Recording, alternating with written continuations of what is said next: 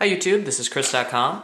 This video, I'm going to share with you guys some awesome coins that I picked up when buying junk silver. At your local coin store, or a dealer that you work with, they're going to have what they call scrap or junk silver that they basically just sell at silver price. So I'll go through them now and then. I mainly look at the quarter bag when I'm there. The guy that I work with, he puts them in denomination. So I'll go through the quarter bag, and what I'll really do is I'll look for type B reverses. And I don't know what was the issue this week, but I really made out well. These quarters along the outside, first off, I bought $7.25 face of silver.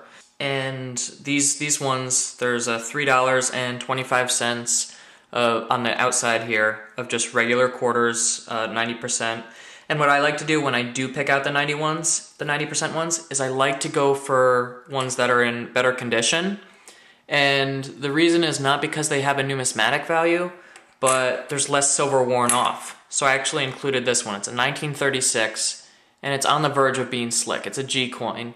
And when they become that slick, they actually lose a lot of the silver weight in them. So let's actually do a little demonstration here. I'm gonna put this right here. It's my scale. All right, so that's at a 0 right now. And we're gonna take and throw on, let's see what this is. I'll go for a really strong one. This is a 1964D, okay? We're gonna put this on here. And that comes to 5.28 grams, all right? Yeah, and the 6 comes to 6.11 grams. So it's a minuscule difference, but when you take into account the physical amount of silver that's there, the stronger coins are gonna have more. So keep that in consideration when you're buying your junk silver if you would like. A little free tip. Okay, so going through the halves then, or actually I'll stay with the quarters. First, I found the first two coins I pulled out were 1917 Type 1 Standing Liberty quarters, these two in the bottom right here. Which was, I don't know why they were in there, whether they just thought they were worn dates or not, but they're not in great condition, but still they're worth $20, $25 a piece. So that's a terrific find. Next, there was a 1930 and a 1928 Standing Liberty quarter. And I know they're common dates, and I don't usually pick out Standing Liberty quarters, but the dates are all full on those two. So there's no issue with doing that, because if silver does drop, then they still have the collectible value. Okay, these two here are type B reverses. This is a 57, this is a 60. The 57 is really badly toned, but I kind of had a feeling it was a type B. For people who do search for type Bs, you kind of know when you pick up the coin whether it is or not. It's a weird thing. And this one as well, the 60. So they're both type Bs, and not bad years either. Okay, next I have a tube, which I'll show you when I put these coins away. That'll be the second part of the video. I'll show you how I put them away. I have a roll of 1940s quarters in fine condition or better.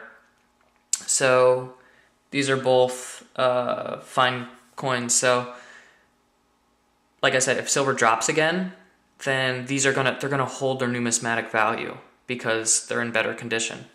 All right, and then there wasn't really any other quarters that I was interested in because I had kind of picked out the better ones for the scrap, and I still kind of wanted to get 2 more face dollars worth of silver, so I took the half bag, and I went through, and usually there's not as many walkers or there's usually never any barbers that are in good condition in there. But these walkers were in good condition, so I said, rather than Franklins, because I usually get Franklins when I buy 90%, I said, you know what, I'll pick up some of these. So I had a 39, a 45, a 37, and a 42. I believe the 42 is, no, maybe it's a 37D. So then just a 42P. And you know what, they're interesting to have, and it just kind of breaks up the normality of just having a bunch of the same coin. Diversify your inventory, and it keeps the interest alive. So now what we're gonna do is I'm gonna actually kind of show you guys, walk you through how I put them away. So I'm gonna zoom out a tad, a little more than a tad. All right, kind of like that. All right, I'm gonna just pull these off to the side for a second.